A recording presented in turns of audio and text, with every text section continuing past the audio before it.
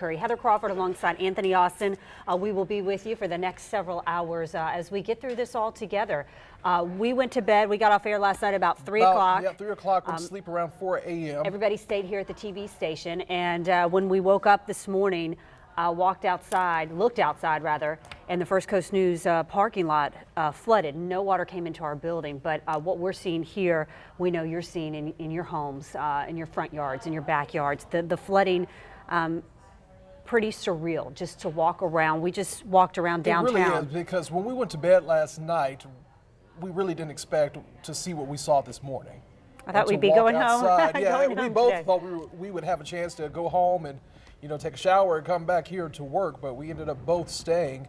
I really don't know right now how I'm going to make it. I live downtown, how I'm going to make it home, because many of the streets are flooded at this time. So you're looking at video that we shot while we were downtown, and the St. Johns River just tipping over onto Bay Street. It was still very, very gusty. There would be wind gusts where it'd be hard to stand up out there still. That was about an hour or two ago.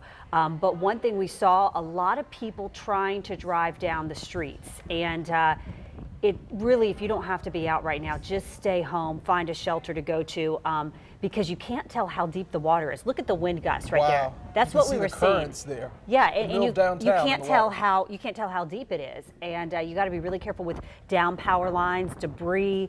You know, snakes could be in the water, things like that. Yeah, we actually saw fish today over by the baseball grounds, just swimming right there, little minnows. And in our parking lot too, at First Coast News, you walked outside and seen fish. So just more images. We weren't able to walk all the way to the Jacksonville landing, but we do understand that area has been flooded. We were looking at Intuition Ale Works, is right across the street from First Coast News on Bay Street, and they put out the sandbags, and the sandbags did their job. We peeked through the windows, and you could see a little bit of water. But look at this. This is, I guess, an emergency vehicle. Yeah, it looks like it could possibly be a tow truck as well going through the water there. But we talked to a lot of people. It was heartbreaking. They said, we talked to one woman, she's from Satellite Beach, and she had weathered out the storm, evacuated here to downtown Jacksonville to be with her daughter. And she said, I'm trying to get home. And she said, every street I go down, I'm just having to turn around. She said, I don't know how I'm going to get out of downtown.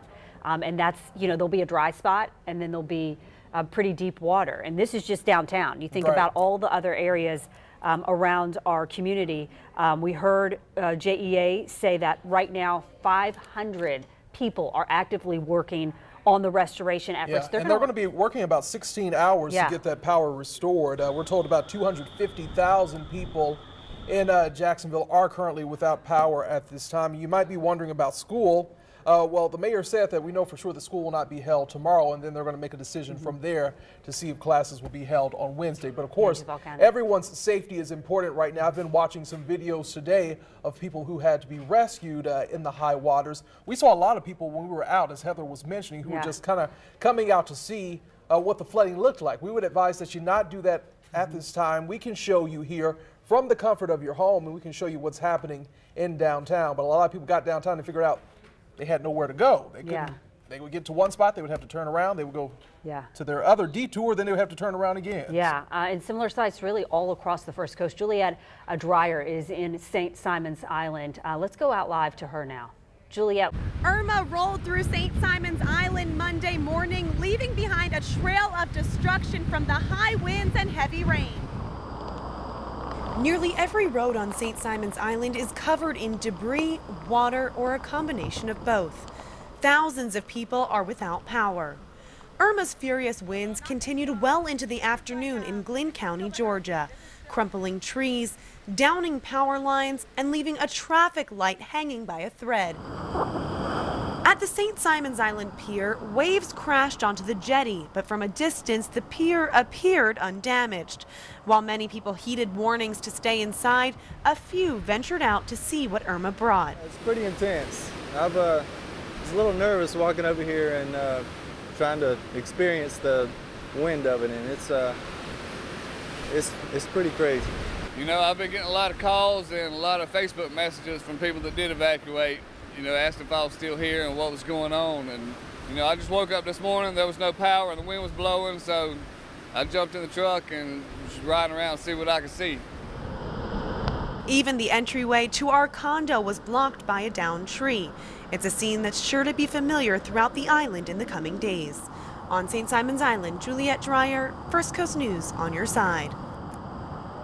Wow, you see those waves there crashing as we were going through downtown Jacksonville. Downtown Jacksonville, you could see the waves crashing from the St. Johns River. That's right. It was something to see. Our Monica Garcia, she's been in Brunswick, Georgia, kind of taking a look at things out there. Let's go to Monica now. Monica Garcia here, still cruising downtown Brunswick. We had to pull over because we saw this guy, homeowner right here. What are you doing right now? I'm renting. Okay. I'm digging a trench trying to get most of the water out my yard. What was it like seeing the yard like this when you came home? You said you evacuated, right? Yes, I was really devastated. I was scared, really, because I can't swim. But it was like all the way up to the porch when I first got here. Yeah. So then what are you doing now? Digging the trench, trying to put it to the drain, trying to get some of the water out my yard. The best way you know how, Yeah, right? the best way I can. Okay, you said you and your family evacuated to the hotel? Yes, ma'am. Have you ever seen it like this? No, ma'am. This is my first time ever. Okay, is that your That's my girlfriend. girlfriend? Okay. Hi, how are you?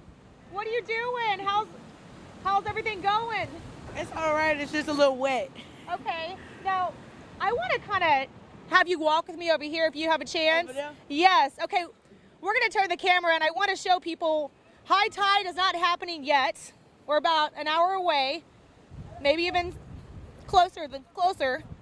Okay, what are we looking at? That's the water from the Sidney Lanier Bridge, but it done came all the way up now. The Brunswick River. Mm-hmm. Right there. So Byron, I'll have you walk with me over there. And there's actually people. Have you tried to cross path? Why? Were you worried? No, I like the water. She likes the water. I'm from up north, so this weather is fun. You weren't scared at all when you were hearing the winds this morning? No, see, I'm used to snow and ice, so this type of weather, we like it. So that's why I'm out here trying to have fun. Well, okay, so the police are saying don't do that, but let me just show you what people are doing. They're out here taking selfies in this water. The reason why, and I'll tell you this, why police don't want people doing that is because the power lines could be down. They say it could be a dangerous thing. I don't think it's going to be that bad.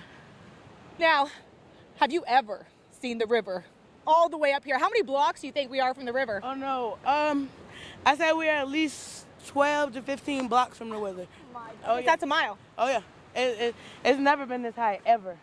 Okay, let's go see what they're doing. Okay. If y'all, when y'all leave too, if y'all Oh, go down sorry. that way, Well, you want to walk with me? sure. When y'all leave, if y'all go down that way, it's flooded all the way. You can't ride Sidney Lanier at all.